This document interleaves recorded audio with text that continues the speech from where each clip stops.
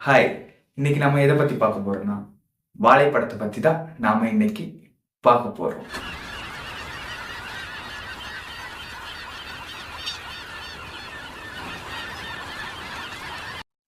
வாழை திரைப்படம் என்ன சொல்ல வருது? முதலாளித்துவத்துக்கும் உழைக்கிற மக்களுக்கும் நடக்கிற ஒரு போர் தான் வாழை திரைப்படம். என்னடா வாழை திரைப்படம் அப்படி என்னடா சொல்லுது அப்படின்னு எதுவும் சொல்லலையே அப்படின்னு நீங்க சொல்லணும். இல்ல, இந்த படத்தினுடைய கருவே முதலாளிக்கும் உழைக்கிற மக்களுக்கும் நடக்கிற ஒரு போர். அந்த கருவை மையமா வச்சுதான் இந்த படத்தை அவர் எழுதியிருக்காரு. இவரு தன்னுடைய வாழ்க்கையில உண்மை நடந்த சம்பவம், என்னோட வாழ்க்கையில நான் அனுபவப்பட்டது அப்படின்னு அவர் சொல்லி ஒரு கதையை எடுத்திருந்தாலும், ஆனா இந்த படத்தினோட கருவு இததான் சொல்ல வருது. அவருடைய வாழ்க்கையில நடந்த சில அனுபவங்களை அந்த படத்துல அவர் காட்சியா அமைச்சிருக்காரு. அது மட்டும் இல்ல, இது ஒரு உண்மை சம்பவம் தான். ஆனா அந்த ஒரு ரூபாய்க்காக ரெண்டு பேருமே போட்டி போடுவாங்களே, அந்த ஒரு ரூபாய் முதலாளிக்கும் உழைக்கிற மக்களுக்கும் ரொம்ப பெருசா தேவைப்படுது.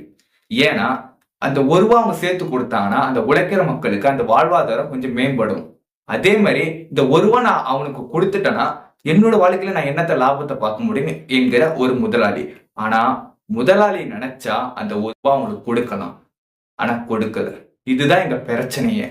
ஏன்னா முதலாளிகள் எப்போதுமே தன்னுடைய லாபத்தை ஒத்துக்கவே மாட்டாங்க.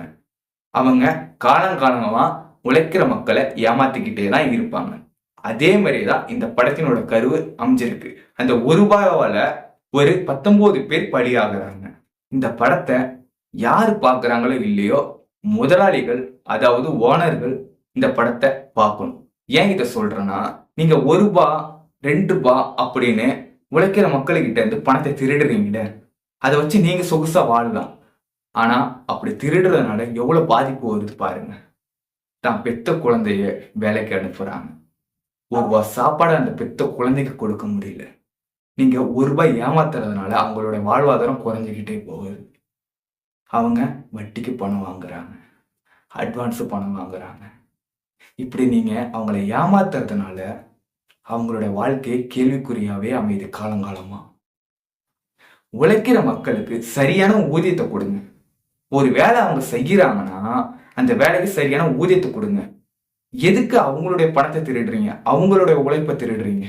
உழைக்கிற மக்களுக்கு சரியான ஊதியத்தை கொடுத்தாதான் இங்க எல்லாமே மாறும். கண்டிப்பா இந்த படத்தை போய் எல்லாரும் பாருங்க. வாழை படத்தை முதலாளிகள் கண்டிப்பா பார்க்க வேண்டும். இந்த படத்தில் உள்ள அரசியலை நான் இன்னொரு வீடியோல சொல்றேன். ஆனா இந்த வீடியோ எதுக்கு எடுக்கப்பட்டதுன்னா, முதலாளிகளுக்கும் உழைக்கிற மக்களுக்கும் நடக்கிற ஒரு போரை நான் இந்த வீடியோல சொல்ல வரேன்.